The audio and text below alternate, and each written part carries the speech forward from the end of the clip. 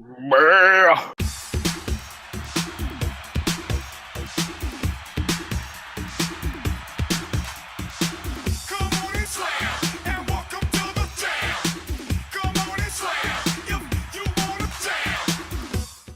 everybody, this is Sunday Jamz with Joe, Shak and Sam, and today we're doing a track review of Xxxtentacion and his new song, Revenge/Garette'S Revenge, one of those two. So, let's jam! Xxxtentacion is a internet sensation rapper. There are many of those these days. He definitely made his name because when he blew up, he happened to also be in prison, so he couldn't really capitalize on his explosion.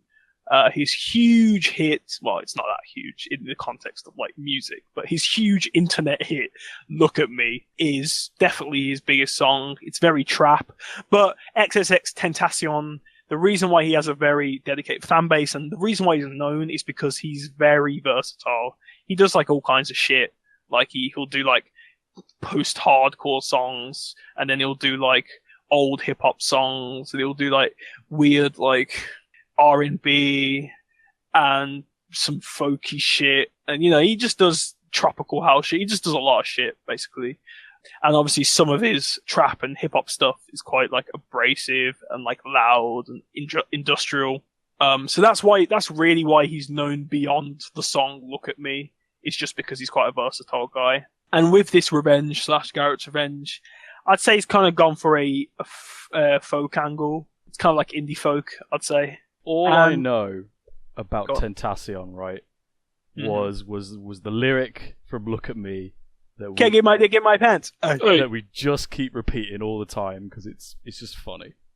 Can't keep my dick in my pants is the greatest line ever written by a human being. It's very true. And sipping tea in your hood, which is a more kind of bombastic track. So when I came into this, I was like, "What on earth?" Like, am I listening to the track I should be? Yeah, I mean, like, this is the thing, is that because they're his two biggest songs, Sipping Tea and Look at Me, if you haven't delved into Xxxtentacion, then you would think that's just all he makes is really loud, lo-fi trap music. But like, you'd only need to get like 10 songs deep before you realize he just makes a bunch of different shit, really. Yeah. And yeah, this is one of them. So yeah, it's cool that you didn't know and you got this surprise, because I almost like expected him to drop some shit like this. Okay. Because one thing about this song is that even though Tentacion's a versatile guy, he has some influences that I personally would find kind of questionable.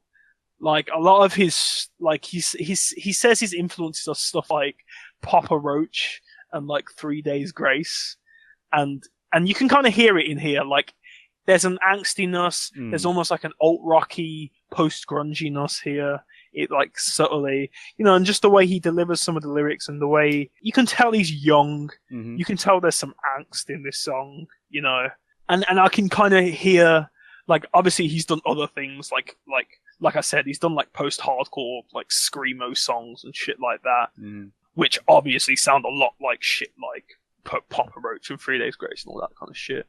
But here, it's definitely like a softer approach. But I don't know, how do you feel about the kind of clear angst in this song, in a sense? Well, I didn't mind it because a lot of mistakes that can be made when making a kind of post-grunge-esque song comes from that forced southern accent, like overproduction. Neither of those things are here. This is a really lo-fi, close production with minimal instrumentation. Like, the only kind of effects that I could pick up were on his voice, but I was surprised by how much I actually enjoyed hearing him sing, especially since, as I said before, all I'm used to is him kind of playing this kind of wacky character or just going absolutely apeshit aggressive. Yeah. So, I think he actually has a kind of, like, it's not like a trained voice. No, but it's certainly endearing. It's got a nice tone. Yeah, it's got a pretty nice tone. Yeah. Like the way, like, at the end when he's repeating in the grave I'll rot, like, I think he hits some nice notes there when he's singing. Absolutely, there. Yeah. I thought it was actually like surprisingly evocative. Okay. Like, I didn't expect it to be that emotional sounding, like especially with auto tune and everything on it. I thought it actually sounded really good, like going over like the repeated group vocals. I don't know, I just thought that was kind of nice. Yeah. The only thing that kind of irks me about this song, that always kind of annoys me when I listen to it, I feel like the guitar playing doesn't sound good. I don't know how you feel. I almost feel like there are bits of it that just are out of tune, and like someone's playing the wrong notes at certain times. And it's not too bad because it's only like in a couple moments. But there's just a couple moments that jar me in the guitar playing, and it was like, oh, I think that kind of... I know what you mean. I understand the aesthetic, the overall aesthetic of it being very muddy and very, like, you know, raw, but I couldn't help but be jarred when it suddenly sounded like that was just out of tune. Like, that was just like, you know... So that's one thing that just kind of bugs me. Other than that, I think it's a decent song. One thing he always does, Xxxtentacion, is make really short songs that are like a minute and a half, 2 minutes. Yeah, I did think it was pretty short and sweet. Yeah, like he has this other song called I Don't Want to Do This Anymore, which is a very popular kind of underground song for him because it's really like emotional and it's kind of like that cloudy R&B type thing. And it's like a minute and a half and it's just such like a tease because it's like, I really like that song and it's annoyingly short. And it's kind of, and you know, it's a kind of similar thing here, but then in another way, it's like, it's a simple song. It's not like there's that much going on, so it kind of suits 2 minutes, you know? Yeah. Songs that have to be 3 minutes. It's like what I was saying with Malibu. 3 minutes can be too long for a song. If it's not doing that much, then make it 2 minutes, you know? And I think that's what he's done. Like, I feel like if he dragged this out for 3.5 minutes, it might not have been... definitely would have been too long. Yeah. So I felt like this could easily be a kind of interlude track or an outro track on an album.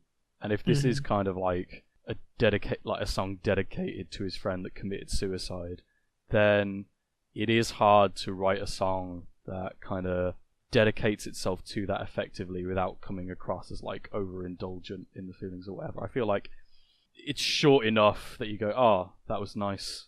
It doesn't overstay its welcome. Yeah, he said what he needed to say. Yeah. Fair enough, yeah. I get vibes like of like someone on a porch like playing a guitar. Like it has this kind of bare, like oldie bluesy sound to it almost. Yeah. I get what you mean. Yeah. I think maybe that kind of little misplays and little drops out of tune is akin to that kind of style. Because, like you say, it's very, like, raw on the porch type shit. So, for sure, yeah. And I think Xxxtentacion's known for being, like, I think he's had, like, a lot of, like, depression in his life and shit. So, it's not, like, a surprise when he makes a very depressing song either.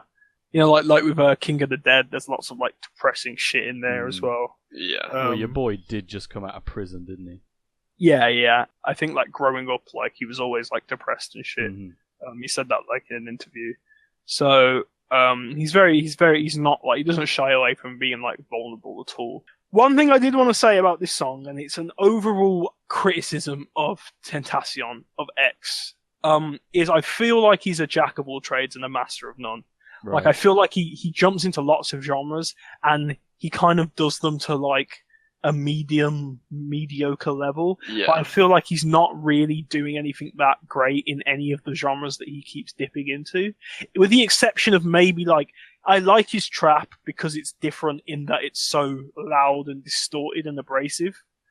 So in his trap, in like Look at Me and Sipping Tea, I can kind of appreciate that he's somewhat kind of important in the trap scene, I'd say. But like his hip hop stuff is kind of, I like it. Like he's got another song that he released recently called Slipknot, and that's actually one of my favorite Xxxtentacion songs. That's like just old school hip hop vibe. But overall, his hip hop stuff is kind of like average hip hop. I don't know. And he released Looking for a Star, which is like a tropical house, you know, electro pop type thing, you know, Diplo produced, you know what kind of song you're getting when Diplo produced it in 2017. But yeah, and again, it just feels very like middle level, like it's got like an interesting little glitchy thing at the end, but still, I just really get this kind of jack of all trades feeling from him. His R&B stuff, it's kind of like, it's not reaching the heights of like Frank Ocean or The Weeknd and stuff like that, you know. And I think it's the same here. Like, you know, this is no peak in the indie folk genre or indie, you know, or anything like that. Not to say it's bad, but I mean, like, I just feel like you can't give someone props just for being versatile if they're not getting the most out of the genres that they keep dipping in and out of, in a sense. Yeah, I definitely get that sense even more when, like, all of his tracks are only like a minute or two long. Right, it's like he's just like, okay, I'll do this. I don't feel like he fully commits or puts that much effort into, like... Right. Like, he might put effort into, like, the lyrics or like, the little that he actually does plan. But, like, I feel like he comes up with, like, one small idea. Right. And then just kind of, like, tries to run with it and doesn't really try to make it into a song, almost. Yeah. Yeah. Which I guess is why... you just kind of get a skit. Yeah. And I think that's why, you know, like, a couple of my favourite songs from him, like King of the Dead, it has like a distinct like progression in the song. Yeah, that second beat though, man, is fucking insane. Exactly. And the way it's just like a slowed down version. The first beat's just sick, you know. Yeah. Look at Me, I think, is just a song that has more to it. Like, it has like changes and like you say, a lot of it's like 2 minutes. Look at Me, at least, like, it goes somewhere in the song. It's not just like one thing. And also he's got another song called I Love It When They Run, which is another song.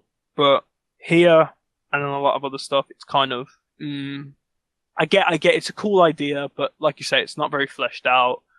And I don't know how much he can get out of doing indie folk. Like I don't know what his plan is. Like, I don't really get the end game here. Like, I don't feel like he has a plan.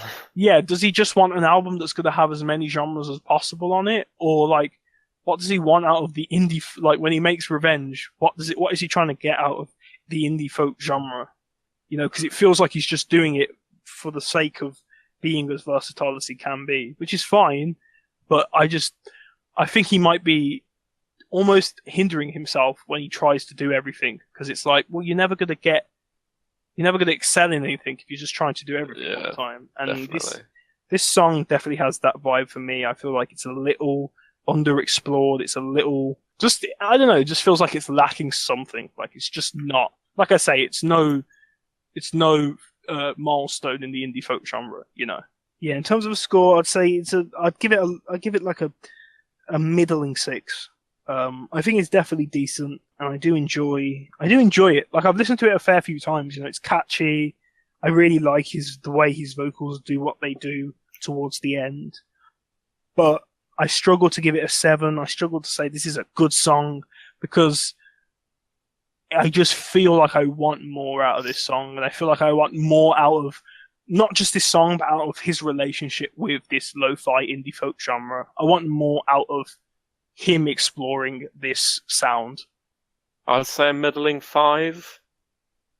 Like, it just really doesn't do much for me, other than like I enjoy the emotional auto-tuned vocals, and like the rest of it is okay, but it's like it doesn't even feel like a song.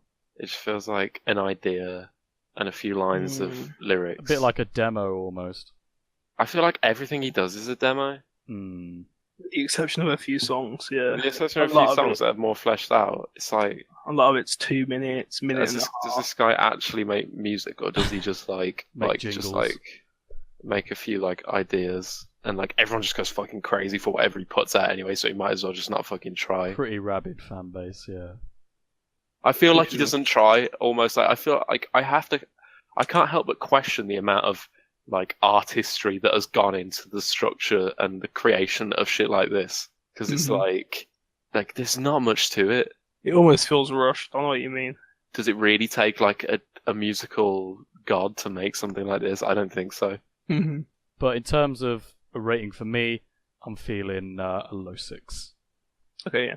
It's decent, you know, but again, to echo what we've kind of said, it just is a bit too short. There's not a lot of meat here. It's fine. Meat.